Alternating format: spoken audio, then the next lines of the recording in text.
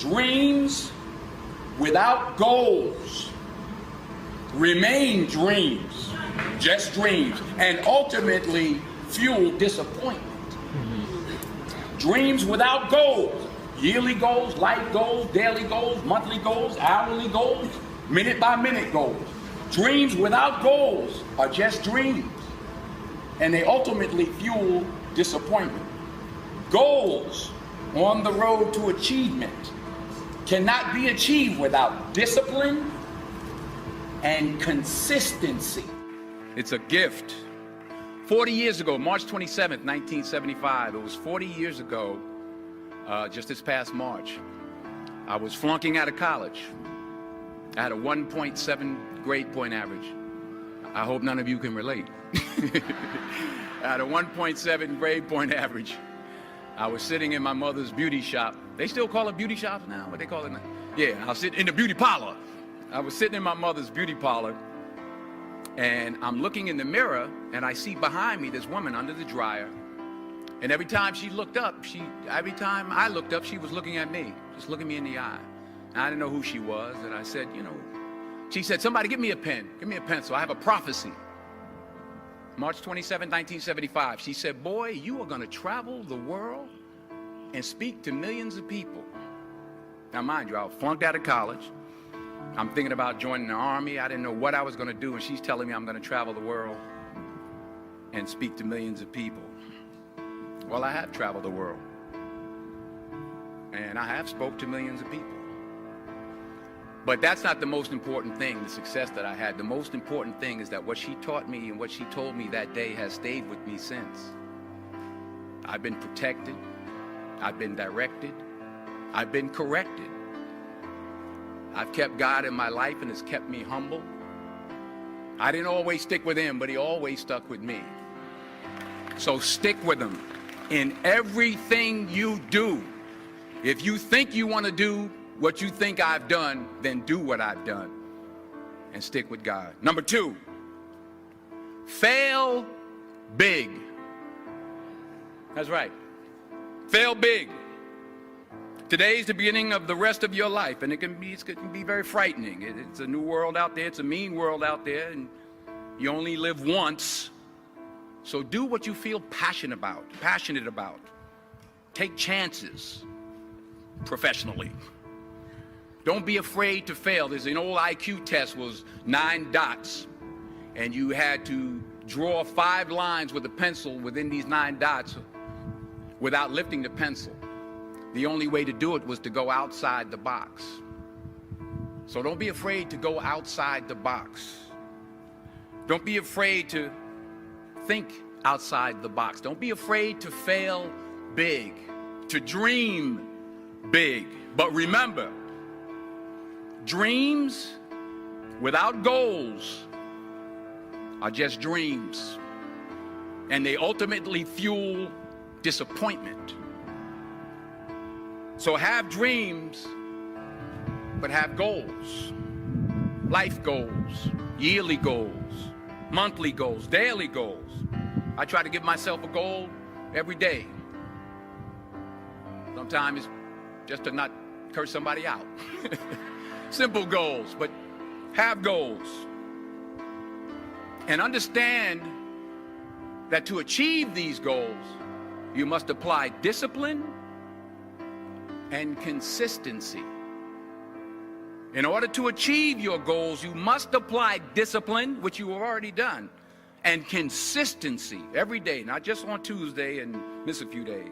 You have to work at it every day. You have to plan every day. You've heard the saying, we don't plan to fail, we fail to plan.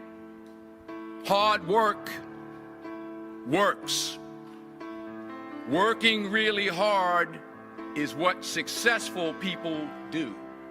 And in this text, tweet, twerk world that you've grown up in, remember, just because you're doing a lot more doesn't mean you're getting a lot more done. Remember that. Just because you're doing a lot more doesn't mean you're getting a lot more done. Don't confuse movement with progress. My mother told me, she said, yeah, because you can run in place all the time and never get anywhere. So continue to strive, continue to have goals, continue to progress. Number 3,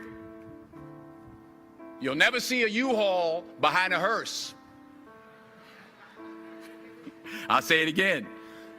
You'll never see a U-Haul behind a hearse. I don't care how much money you make, you can't take it with you.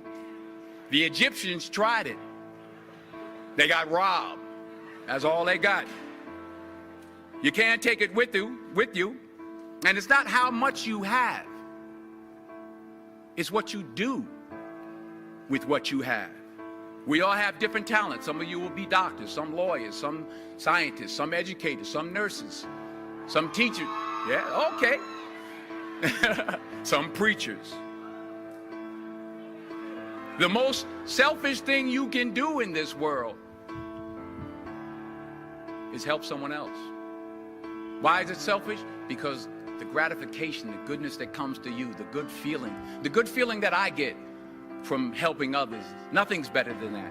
Well, one or two things, but nothing's better than that. Not jewelry, not big house I have, not the cars, but it's the joy. That's where the joy is, in helping others. That's where the success is, in helping others. Finally,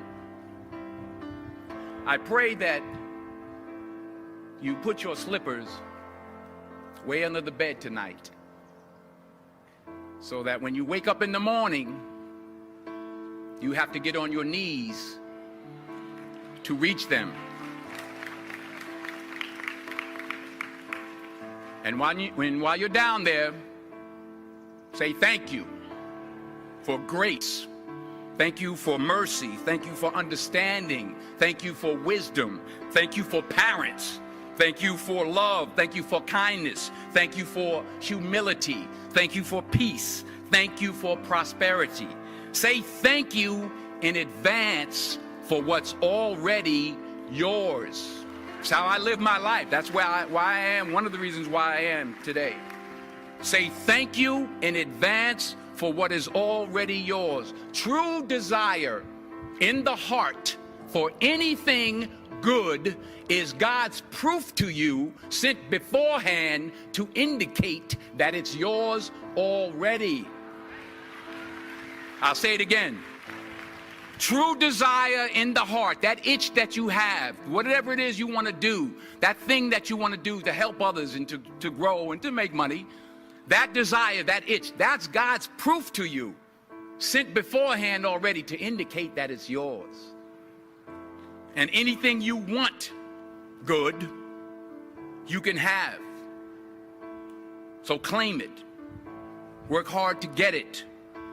When you get it, reach back. Pull someone else up. Each one, teach one. Don't just aspire to make a living.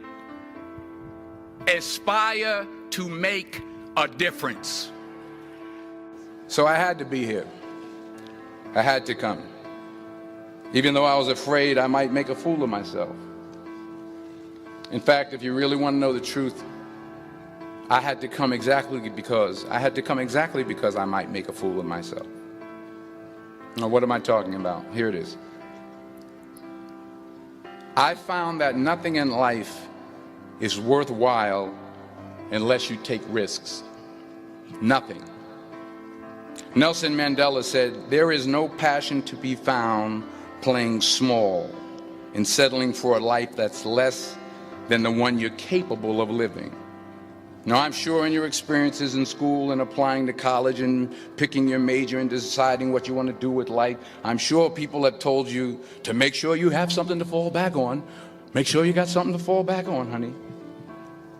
But I never understood that concept, having something to fall back on. If I'm going to fall, I don't want to fall back on anything except my faith. I want to fall forward. I figure at least this way I'll see what I'm going to hit. Fall forward. This is what I mean. Reggie Jackson struck out 2,600 times in his career, the most in the history of baseball. But you don't hear about the strikeouts. People remember the home runs. Fall forward. Thomas Edison conducted 1,000 failed experiments. Did you know that? I didn't know that. Because the 1,001st was the light bulb. Fall forward. Every failed experiment is one step closer to success. You've got to take risks, and I'm sure you've probably heard that before, but I want to talk to you about why that's so important. I got 3 reasons, and you can pick up your iPhones. First, you will fail at some point in your life. Accept it. You will lose. You will embarrass yourself. You will suck at something. There's no doubt about it. And I know that's probably not a traditional message for a graduation ceremony, but hey, I'm telling you, embrace it, because it's inevitable. And I should know. In the acting business, you fail all the time. Early on in my career, I auditioned for a part in a Broadway musical. Perfect role for me, I thought, except for the fact that I can't sing. So I'm in the wings, I'm about to go on stage, but the guy in front of me, he's singing like Pavarotti. He's just, and he's just going on and on and on. And I'm just shrinking. I'm getting smaller and smaller. So they say, oh, thank you very much, and you'll be hearing from us. So I come out with my little sheet music, and it was Just My Imagination by the Temptations. That's what I came up with. So I hand it to the accompanist, and she looks at it and looks at me and looks out at the director and was like, nice. So I start, you know, I'm going to sing. I'm like, it's just my imagination once again, and then coming away with me. And they're not saying anything, so I'm thinking I'm getting better. So I start getting into it. It was just my imagination.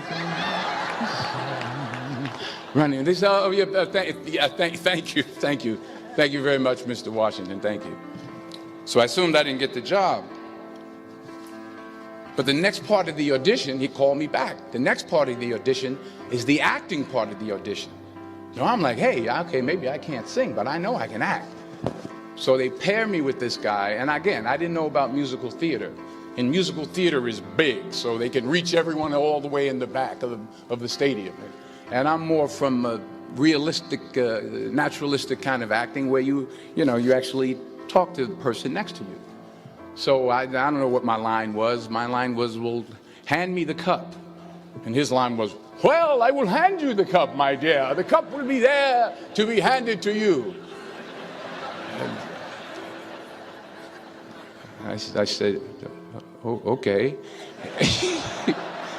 Well, should I give you the cup back? Oh, yes, you should give it back to me, because you know that is my cup and it should be given back to me.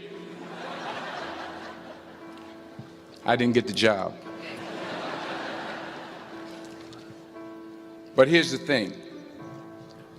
I didn't quit. I didn't fall back. I walked out of there to prepare for the next audition, and the next audition, and the next audition. I prayed. I prayed, and I prayed. But I continued to fail, and fail, and fail. But it didn't matter, because you know what? There's an old saying, you hang around the barbershop long enough, sooner or later you're going to get a haircut. So you will catch a break, and I did catch a break. Last year, I did a play called Fences on Broadway. Someone talked about it. Won the Tony Award. And I didn't have to sing, by the way. But here's the kicker. It was at the Court Theater. It was at the same theater that I failed that first audition 30 years prior. The point is, and I'll pick up the pace, The point is, every graduate here today has the training and the talent to succeed. But do you have the guts to fail? Here's my second point about failure. If you don't fail, you're not even trying. I'll say it again. If you don't fail, you're not even trying. My wife told me this great expression. To get something you never had, you have to do something you never did. Les Brown's a motivational speaker. He made an analogy about this. He says, imagine you're on your deathbed, and standing around your deathbed are the ghosts representing your unfulfilled potential. The ghost of the ideas you never acted on. The ghost of the talents you didn't use. And they're standing around your bed, angry, disappointed, and upset. They say, we came to you because you could have brought us to life, they say.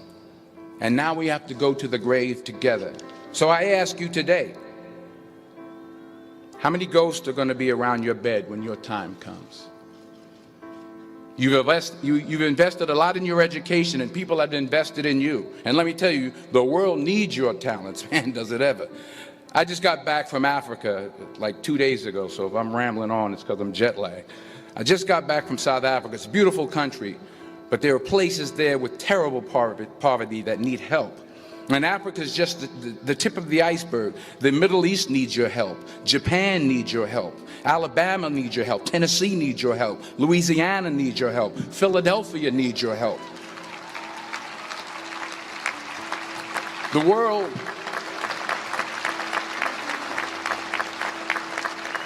The world needs a lot, and we need it from you. We really do. We need it from you young people. I mean, I'm not speaking for the rest of us up here, but I know I'm getting a little grayer. We need it from you, the young people, because remember this. So you got to get out there. You got to give it everything you got, whether it's your time, your talent, your prayers, or your treasures. Because remember this, you will never see a U-Haul behind a hearse.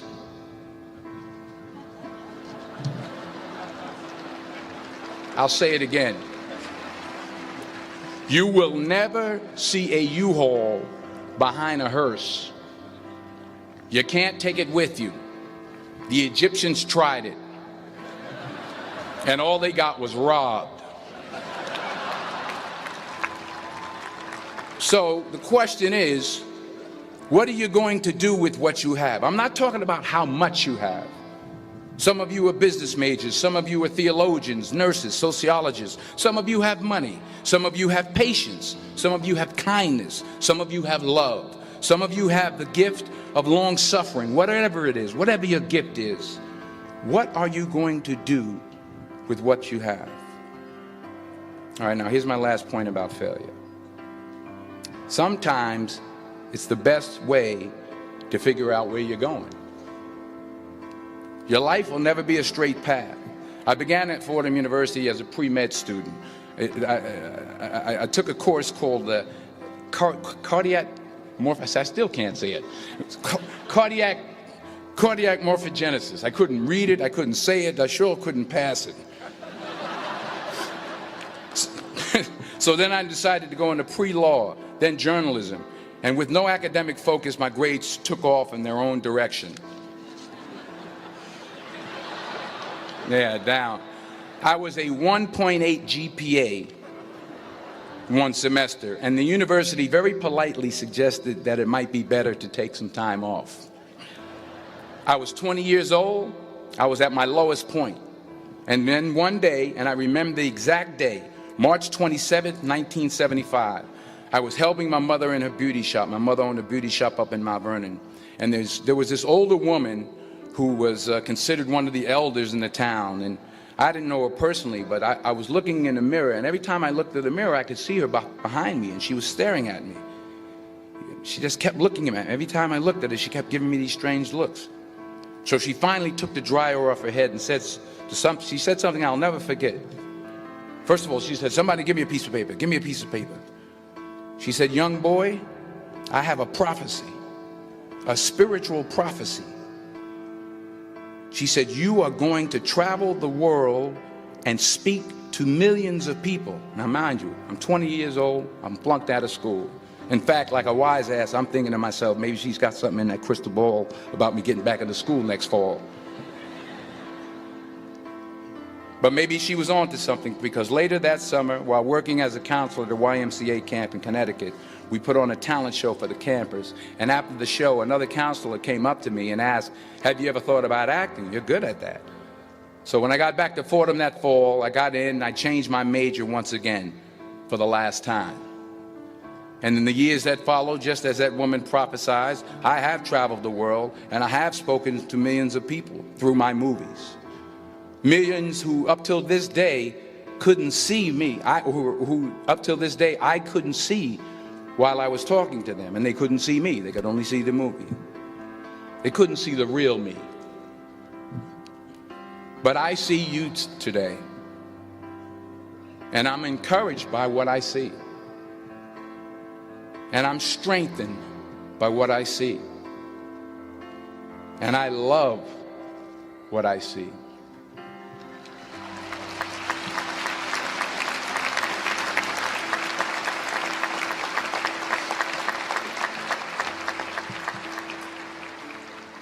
One more page, and I'll shut up.